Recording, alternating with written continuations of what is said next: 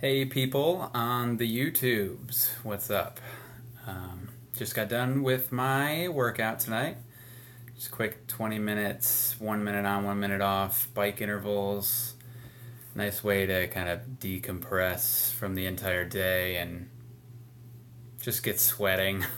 Get some brain-derived neurotrophic factor released, get some vasoendothelial growth factor released. Good for the brain. Got a little bit more work to do before the day is up. So one thing I did want to touch on is I got this question. So I put up a video the other day of a half kneeling band pull down. I'll link to that below sometime soon. But the half kneeling band pull down is a really good exercise just for, maintaining good position, teaching your body what good position is. You can even throw some breaths in there and figure out how to breathe in that kind of weird position.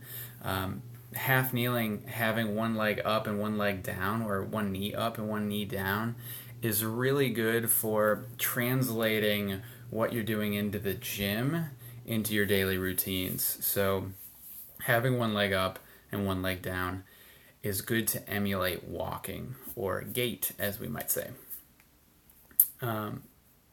The question that I got on the video, though, and hence why we're talking about physics today, is why don't you like bending the arms when you do your half kneeling stuff? So basically what I cued was you have this band overhead and you keep your arms straight and pull down just slightly. You don't pull all the way down, but you also don't bend your arms and pull it in. So it's not like a lat pull down kind of pull. It's not like a row kind of pull. It's more of a straight arm pull down kind of thing, like a strict lat exercise.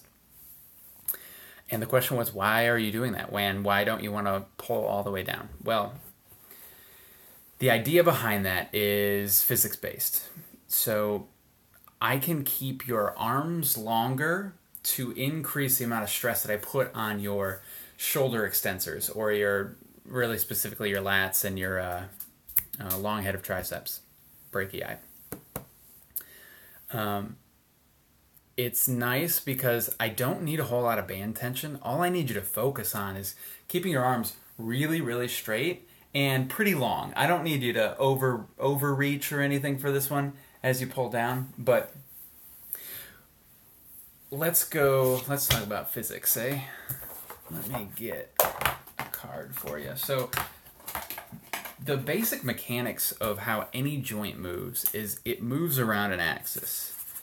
So you have this axis going through the paper, right? Just like this thing might, through the paper. So this is the axis, or this is the axis coming straight away from the camera. And then what happens is, let's say the best example here is I have an upper arm, a brachium here, and then I have an elbow, which is my axis, right there. And then I have a lower arm. Let's make that upper arm a little bit bigger. I have a lower arm. It's a little bit skinnier. And then I have a hand. Okay? And then we're going to find another color. So best example of all time is always the bicep, because the bicep is the easiest one to understand. So bicep comes down and it attaches really close to the elbow joint, but it's a little bit away from it.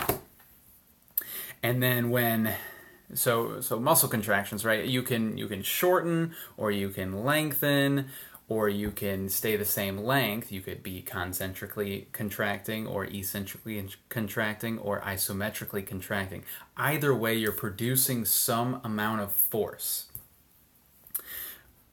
No matter what, like the length change doesn't matter. You're still producing force, and you're still producing it in the same way, and that is in the shortening direction of the muscle. So if the biceps contracts, it's like it's pulling this right arrow upward, and it's attached to the lower arm there. So it's pulling the lower arm upward. If it pulls the lower arm upward, considering that the axis right there in the middle, the elbow joint, has it fixed, so we're fixed right here. We're not moving the elbow, we're moving the bone attached to the elbow. So what happens, let's see if I can do this, hold on. What happens is this pulls up this way, and it kind of makes this little angle. Oh, this is hard. Yes, so it kind of makes this little angle. You see that? And if we were to draw that on the other side, we could even say it's going that way. So as I look at this paper, I say, okay, well, when I'm looking at this, let's say this is our right arm, and I'm looking at the outside of the arm, we can say that this is moving my elbow joint into flexion. We could say this is moving my elbow joint counterclockwise. Bam. Flexion because I'm decreasing the angle of the elbow joint. Counterclockwise because I'm going counterclockwise based on how I'm looking. So that's basic physics. So there's two things that it's important to distinguish. So muscles produce force, but torque is what moves us. Okay, so muscles shorten in a direction, in a one linear direction. But because that everything acts about an axis, everything acts about a joint, then we have to start talking about torque, because now I can put a weight in my hand, and that weight is now going to pull me. I'm going to try to do this for you. That weight is going to follow gravity straight downward. Man, that's so difficult. So, straight downward. So now, what torque is that doing? Is that producing? It's going the opposite way. And that's where we have headbutting, okay? That's why the bicep, when you do a bicep curl, that's why the bicep gets tired, because it's being opposed by the weight of the arm and whatever weight you're holding. Okay, so there's more. This turned into a deeper physics lesson than I anticipated. So let's do the red here.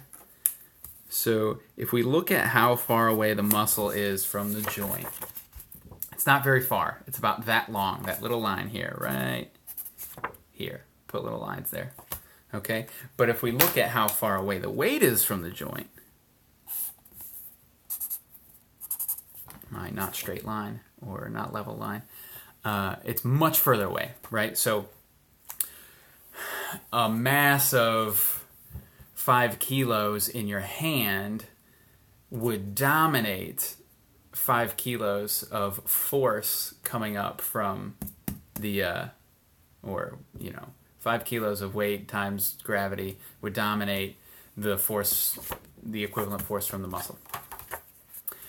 So what we can do is, tying this back into the half-kneeling band pull-down, we can use this to our advantage. So we talked about increasing the stress that you put on the shoulder joint by making your arm longer, right? I'm holding a band in my hand.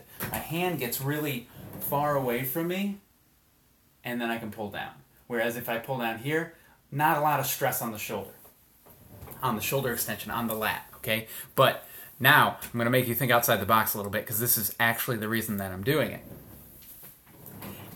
I can take this idea of my shoulder, and I can put something in my hand, and I can extrapolate the idea of the shoulder all the way down to my abdominals and to my spine, right? So I take this over here, and now I try to pull down. Well, I could pull down with my shoulder, but if I don't stabilize here in my trunk, I'm just going to lean back this way. And that's going to extend my shoulder, sure, but at what cost? So what I'm doing is I'm lengthening that lever, and I'm giving you a little bit of reach, and I'm getting all sorts of other good stuff like a serratus anterior and good position of your rib cage. I'm using that to now challenge your abdominals without a whole lot of weight, right? If you have to pull really hard with your lat is not only going to be pulling against that band, but it's also going to be pulling your back forward just because of how it attaches, right? It attaches on the spine, pushes the spine forward. So now I get some more extension. And that's part of the reason that I have to address that with the abdominals. So what we can do, again, to summarize, half kneeling band diagonal, we can keep the arms straight and we can pull down, right? So now I have torque on my abs. Why don't you pull down all the way? Well, when I pull down all the way, then I lose my moment arm. Again, so now my moment arm is like from here to here instead of from here to here. That's why we talked all about, like, if your only question is, why don't you pull down all the way? That's why you have to go back to the original physics. You have to go back to just simple bicep joint mechanics. If you can understand that, then you can start to extrapolate it into all sorts of other movements.